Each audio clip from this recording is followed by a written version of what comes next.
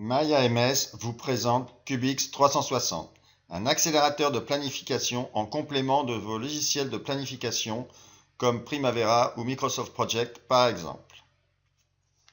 Les bénéfices. Vous allez avoir un gain de temps et un ROI divisé par 10 pour la construction de votre planning.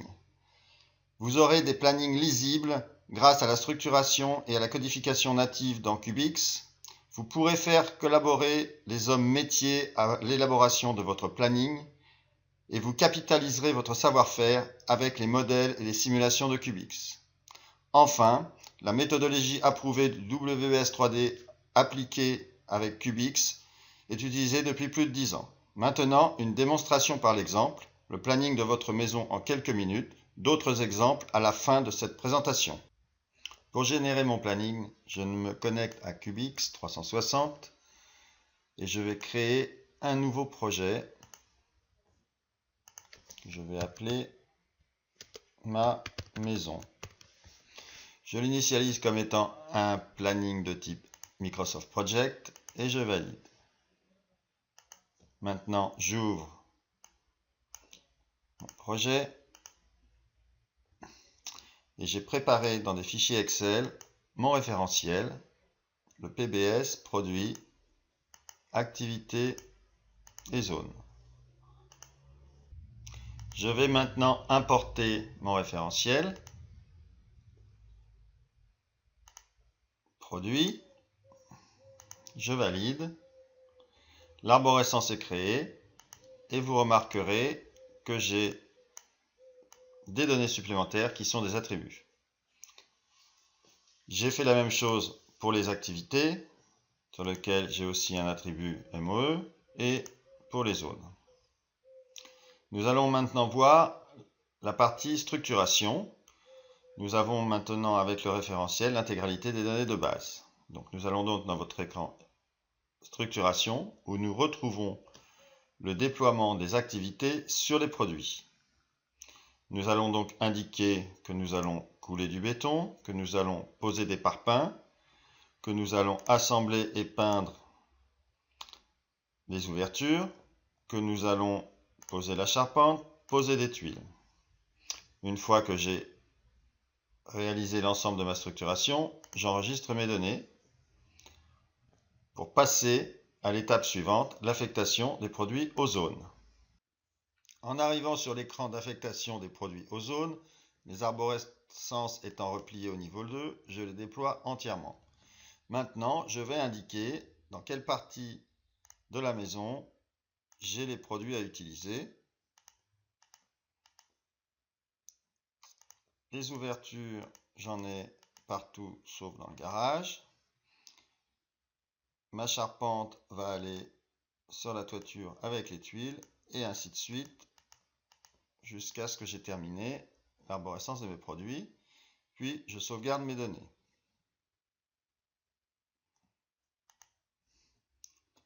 Une fois qu'on a terminé cette étape, nous allons maintenant mettre des liens logiques. En arrivant sur cet écran, nous déployons les arborescences produits et activités et nous allons mettre dans cette étape des liens monozones. Donc, nous allons couler le béton avant de poser les parpaings. Nous allons assembler les fenêtres avant de les peindre et nous allons mettre la charpente avant de mettre les tuiles. Une fois que j'ai fini cette étape, nous allons nous intéresser aux liens interzones. De la même façon, je déploie mes deux activités.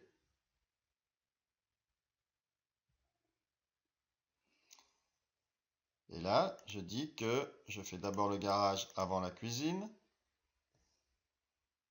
Je choisis mon activité source, mon activité suivante et je valide.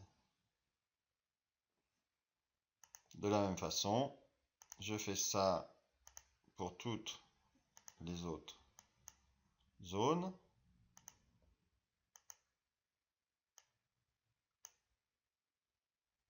Et ainsi de suite sur la totalité de mon arborescence produit par rapport à mes zones. Je valide mes données. Et je passe maintenant à la gestion de mes durées.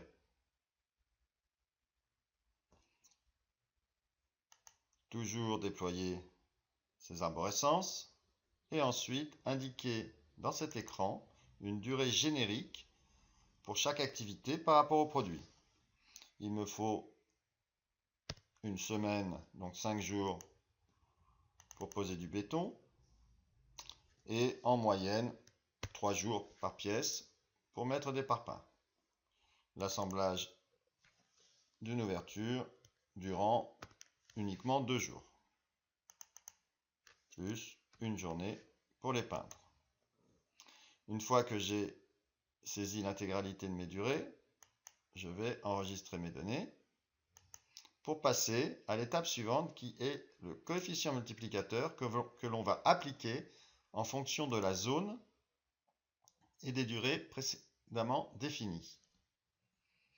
Je m'aperçois que pour couler le béton dans mon garage, j'ai la bonne durée générique. En revanche, je vais passer plus de temps qu'indiqué précédemment pour monter les parpaings dans la cuisine. On peut bien évidemment faire ça pour l'ensemble des durées afin d'appliquer un coefficient multiplicateur en fonction des zones.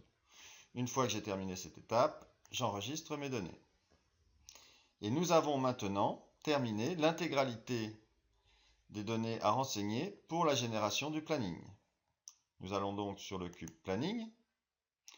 Pour cela, il va falloir que j'actualise. Et donc j'ai une table Windows qui représente l'activité, le produit et la zone.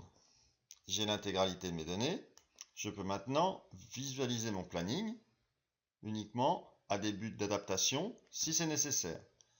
Je peux éventuellement modifier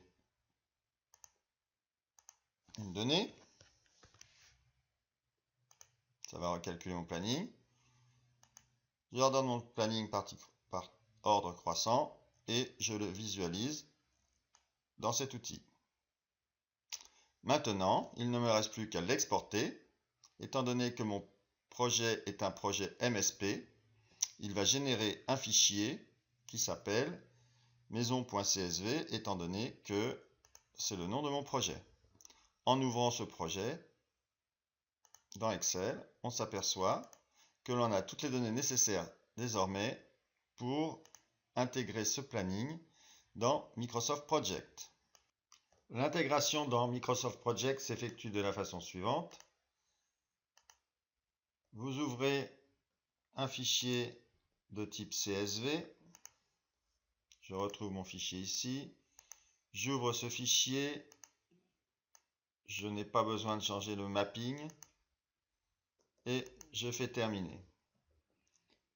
Maintenant, il suffit éventuellement de trier par date de début le planning pour s'apercevoir que nous avons l'intégralité de nos données ici et un planning complet. Je peux désormais enregistrer ce fichier comme un projet Microsoft Project. Voici quelques témoignages autour de la méthode WBS 3D utilisée par Bouygues Bâtiment, le PMI, Systra ou Alstom entre autres, ainsi que quelques grands projets élaborés avec le WBS 3D, technologie utilisée par Cubix 360. Merci de votre attention.